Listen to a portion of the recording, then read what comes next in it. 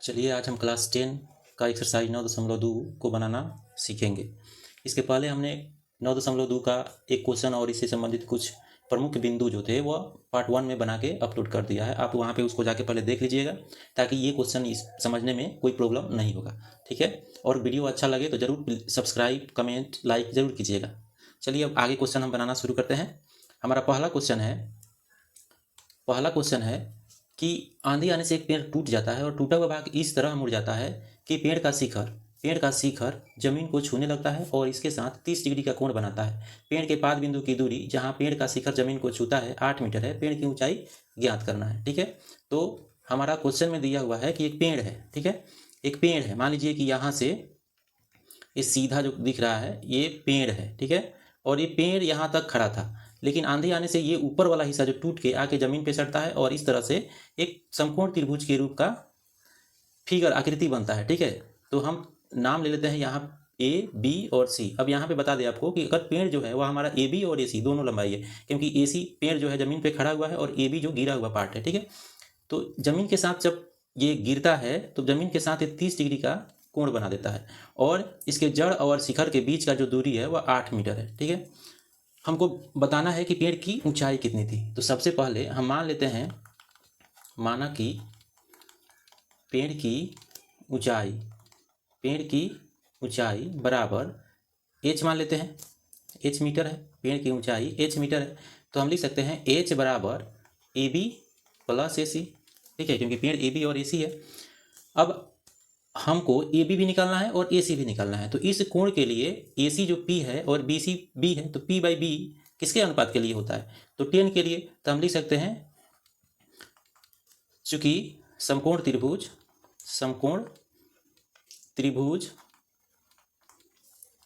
ए सी B में 10 B equal to A C by B C, P by B, या इसको लिख सकते हैं 10 30 डिग्री बराबर ए सी के जगह पे ए सी और बी सी के जगह पे लिख सकते हैं 8 मीटर, ठीक है। अब यहाँ से हम 10 30 डिग्री का मान लिख सकते हैं कितना, 1/10 30 डिग्री का मान कितना होता है। इस क्वेश्चन को बनाने के लिए ना आप लोगों को सभी त्रिकोणमिति का जो कोण का अनुपात है, कोण का मान है, वो जरूर आपको याद होना चाहिए, क्योंकि अगर वो याद नहीं रहेगा तो आप क्वेश्चन सही बनाते हुए भी आंसर गलत कर सकते हैं, ठीक है। तो सबसे पहले 10 30 का मान जो होता है वह 1/√3 होता है। अब इसके 1/√3 बराबर हम ए सी बटा 8 लिख सकते हैं, या इसको क्रॉस मल्टीप्लाई करेंगे तो लिख सकते हैं ए सी √3 बराबर 8, ठीक है। अब इसके आगे देखिए, इसके आगे हम लिख सकते हैं या ए सी बराबर 8/√3, ठीक है। तो हमारा ए सी निकल गया। अब बी सी ए बी निकालने के लिए कर्ण है, तो कर्ण और लंब में अनुपात क्या होता है, साइन का। तो अब हम लिख सकते हैं, अब साइन बी बराबर लिख सकते हैं ए सी मतलब लंब बाई कर्ण, तो ए बी, ठीक है।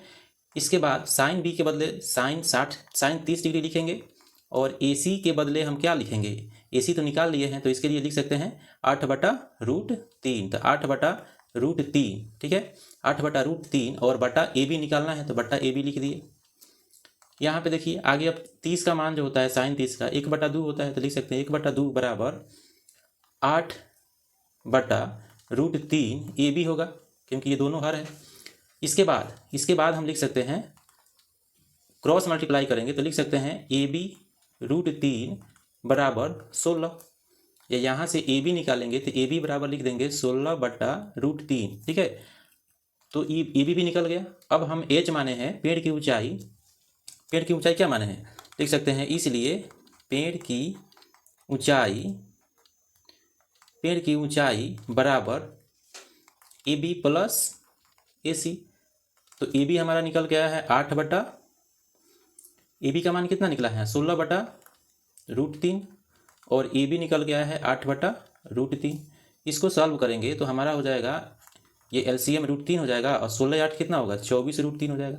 अब इसका परिमेयकरण कर देंगे, क्योंकि हर में रूट है, तो इसको परिमेयकरण करेंगे, √3 से दोनों तरफ गुना करेंगे तो ये हो जाएगा 24/3 ये 3 से 24 कट गया 8 बार में, तो हमारा आंसर आएगा 8√3 मीटर। मतलब पेड़ की ऊंचाई जो है वह ये निकल के हमारा आया आंसर। ठीक है, तो इस तरह से ये क्वेश्चन बन गया। चलिए अगला क्वेश्चन देखते हैं।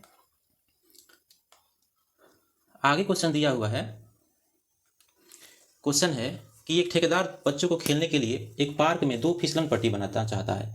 5 वर्ष से कम उम्र के बच्चों के लिए वह एक ऐसी फिसलन पट्टी लगाना चाहती है जिसका शिखर 1.5 मीटर की ऊंचाई पर हो और भूमि के साथ 30 डिग्री के कोण पर झुका हुआ हो, जबकि इससे अधिक उम्र के बच्चों के लिए वह 3 मीटर की ऊंचाई पर एक अधिक ढलान की फिसलन पट्टी लगाना चाहता है, तो जो भूमि के साथ 60 डिग्री का कोण बनाता है, तो प्रत्येक स्थिति में फिसलन पट्टी की लंबाई क्या होनी चाहिए। यह 2 स्थिति के लिए दिया हुआ है। कोई ठेकेदार है जो 2 फिसलन पट्टी बनाता है यहाँ से सरकने के लिए, एक बनाता है बच्चों के लिए और दूसरा बनाता है अधिक उम्र के लिए। ठीक है, तो मान लेते हैं यहाँ पे हम इसका नाम लेते हैं ABC और इसका नाम ले लेते हैं DEF। तो ये 2 प्रकार का फिसलन पट्टी बनाना चाहता है, जिसमें बोला है कि पहला जो होगा उसका ऊंचाई 1.5 मीटर होगा, मतलब AB जो होगा वह 1.5 मीटर होगा, और दूसरा में बोला है कि इसका ऊंचाई 3 मीटर होगा, DE बराबर 3 मीटर होगा।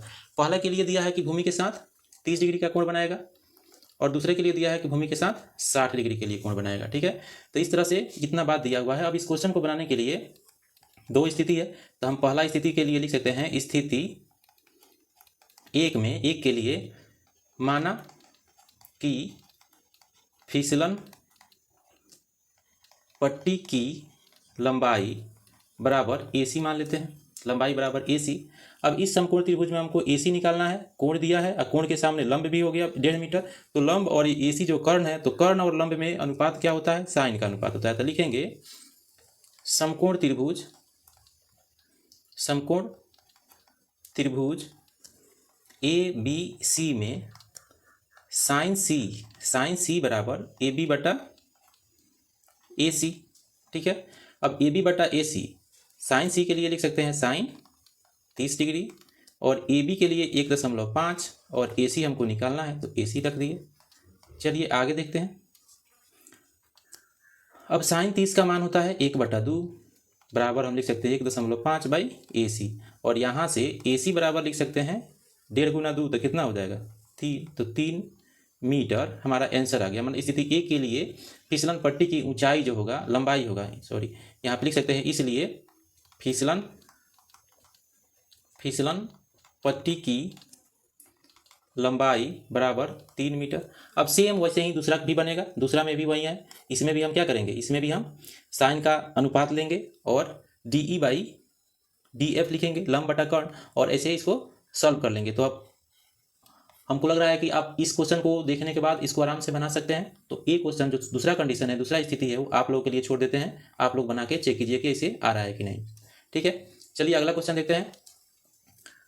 अगला क्वेश्चन है कि भूमि के एक बिंदु से, जो मीनार के पाद बिंदु से 30 मीटर की दूरी पर है, मीनार के शिखर का उन्नयन कोण 30 डिग्री है, मीनार की ऊंचाई ज्ञात करें। ठीक है, हमारा क्वेश्चन है कि एक मीनार है, ऊंचा मीनार है, कि शिखर का उन्नयन कोण, इसके शिखर का उन्नयन कोण है जो धरती के साथ बना रहा है, इसका उन्नयन कोण कितना है, 30 डिग्री है, उन्नयन कोण 30 डिग्री है, और मीनार के पाद बिंदु इस बिंदु से 30 मीटर की दूरी पर है। ठीक है, 30 मीटर की दूरी पर है। ये मान लीजिए A है, B है और C है। तो बोला है C और B के बीच का दूरी 30 मीटर है, 30 डिग्री का कोण बना रहा है, उन्नयन कोण, और हमको उन मीनार की ऊंचाई ज्ञात करना है, AB निकालना है, H जो है AB है उसको निकालना है। तो हम लिख लेते हैं, माना कि मीनार की ऊंचाई बराबर H मीटर मान लेते हैं। ठीक है, अब H मीटर मान लेते हैं ऊंचाई, तो हमको AB कोण के लिए AB जो है P है, BC क्या है, आधार है, तो लंब और आधार के बीच में अनुपात क्या होता है, 10 का। तो हम लिखेंगे चूंकि समकोण त्रिभुज ABC में 10C बराबर AB बटा BC, या इसको लिख सकते हैं 10C बराबर 10 30 डिग्री बराबर AB की जगह पे H माने अब BC की जगह पे 30। 10 30 का मान 1/√3 होता है, तो 1/√3 बराबर H बटा 30 लिख सकते हैं। आगे इसको क्रॉस मल्टीप्लाई करेंगे तो लिख सकते हैं H√3 बराबर 30। ठीक है, इसी को आगे H बराबर लिख सकते हैं, तो 30/√3। अब हर का परिमेयकरण कर देंगे, तो हर का परिमेयकरण कर लेंगे तो लिख सकते हैं H बराबर 30/√3 गुना √3/√3, ऊपर नीचे स्वयं से मल्टीप्लाई करते हैं तो ये हमारा हो गया 30√3/3, 3 से कट गया 30 10 बार में, तो हमारा आंसर जो होगा वह 10√3। ये h बराबर आया, मीनार की ऊंचाई बराबर 10√3, ये हमारा क्या हुआ, आंसर हुआ। तो आई होप आप लोगों को क्वेश्चन समझ में आ गया होगा। चलिए अगला क्वेश्चन देखते हैं। अगला क्वेश्चन है कि भूमि से 60 मीटर की ऊंचाई पर एक पतंग उड़ रही है। एक पतंग है, यहाँ पे एक पतंग उड़ रही है जो भूमि से कितना ऊंचाई पर है, 60 मीटर की ऊंचाई पर है। तो मान लीजिए यहाँ पे कोई पतंग उड़ रही है, ठीक है, जो भूमि से 60 मीटर की ऊंचाई पर उड़ रहा है। इसका भूमि से ऊंचाई जो है वह 60 मीटर है, 60 मीटर है। और पतंग से लगी डोरी को अस्थायी रूप से भूमि के एक बिंदु से बांध दिया गया है, और डोरी को है बांध दिया गया भूमि से, और इसका झुकाव जो है भूमि के साथ 60 डिग्री का है, ठीक है। यहाँ से इसका झुकाव जो है वह 60 डिग्री का है, ठीक है। यह मानते हुए कि डोरी में कोई ढील नहीं है, मतलब डोरी क्या है, टाइट है। चलिए अब इसको हम मान लेते हैं ए, इसको मान लेते हैं बी, और इसको मान लेते हैं सी। तो हमारा समकोण त्रिभुज बन गया ABC में हमको क्या निकालना है, डोरी की लंबाई, ठीक है। तो हम मान लेते हैं, माना कि डोरी की लंबाई बराबर x मीटर मान लेते हैं, ठीक है। लंबाई मान लिए कि x मीटर है। अब समकोण त्रिभुज ABC में हमको देखिए, हमको डोरी की ऊंचाई डोरी की लंबाई ज्ञात करना है, मतलब समकोण त्रिभुज में कर्ण ज्ञात करना है, और लंब दिया हुआ है, ठीक है। तो लंब और कर्ण के बीच का अनुपात क्या होता है, साइन का होता है। तो हम लिख लेंगे साइन C बराबर AB, मतलब लंब बटा AC कर्ण। इसको आगे लिख सकते हैं साइन C के बदले साइन 60 डिग्री। AB के जगह पे दिया हुआ है 60, और AC के जगह पे हम लिख लेते हैं x, माने हैं कि x है। इसको आगे लिखेंगे, साइन 60 का मान होता है √3/2 बराबर 60/x, ठीक है। अब यहाँ से क्रॉस मल्टीप्लाई करेंगे तो x √3 बराबर लिख सकते हैं 120, या सिर्फ यहाँ से x निकालेंगे तो 120/√3, या x बराबर ये हर का परिमेयकरण कर लेंगे तो लिखेंगे 120/√3 गुना √3/√3, ठीक है। इसके आगे क्या लिख सकते हैं, इसके आगे लिख सकते हैं हम x बराबर 120√3/3, ये कट जाएगा 120 3 से 40 बार में, तो लिखेंगे x बराबर 40√3। अतः लिख सकते हैं, इसलिए डोरी की लंबाई बराबर 40√3 मीटर, ठीक।